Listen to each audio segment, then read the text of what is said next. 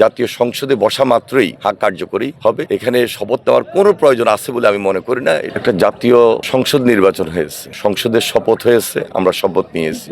না ভোট হয়েছে গণভোট, সেখানে জয়যুক্ত হয়েছে। খুব স্বাভাবিক কারণেই পার্লামেন্টে বিলটা রেজ হবে। এর শপথের কোনো প্রয়োজন নাই।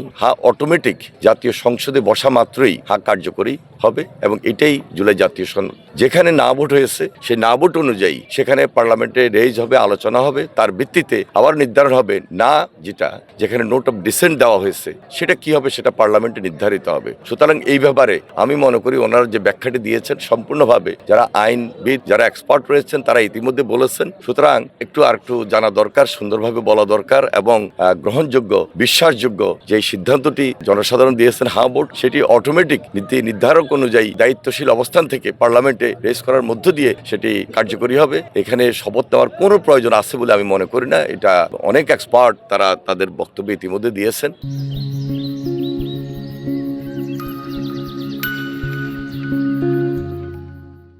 আমি মনে করি সেটা আলোচনা করে সরকার কিভাবে সহযোগিতা করবেন, দেশটাকে কিভাবে চালিয়ে নেবেন, সহযোগিতা করবেন আন্তরিকতার মধ্য দিয়ে। মত পথ ভিন্ন থাকতে পারে, সব ইস্যুতে বিরোধিতা করবো, আমার সেই বিরোধিতা থেকে পিছিয়ে এসে আমার মনে হয় দেশটার জন্য, দেশটা গড়ার জন্য সবাই মিলে কাজ করি। সেখানে সবার আন্তরিকতা প্রয়োজন। যারা মব করছেন এখান থেকে সরে আসা এটাই উচিত। মব কালচার নামই তো মব মানে এটা এমন একটা পরিবেশ পরিস্থিতি ক্রিয়েট করা। সুতরাং একটা বিশৃঙ্খল পরিবেশ তৈরি করা। বিশৃঙ্খল পরিবেশ তৈরি করতে গেলে বাংলাদেশ গড়ার ক্ষেত্রে তো বাধা হতে পারে। সুতরাং যারাই বাংলাদেশ গড়ার ক্ষেত্রে বাধা দিবে তারা দেশের শত্রু হিসেবে পরিণত হবে। সুতরাং মব কালচার থেকে ফিরে এসে আমাদের দায়িত্বশীল অবস্থান থেকে আমাদের কথা বলতে হবে, কাজ করতে হবে। সরকার এবং দেশকে সহযোগিতা করার জন্যই কাজ করা উচিত। কেউ যদি এর বাইরে কিছু করতে চান সেটা দায়িত্ব তাদের উপরে বর্তাবে। সরে আসুন সেখান থেকে, আশা করি।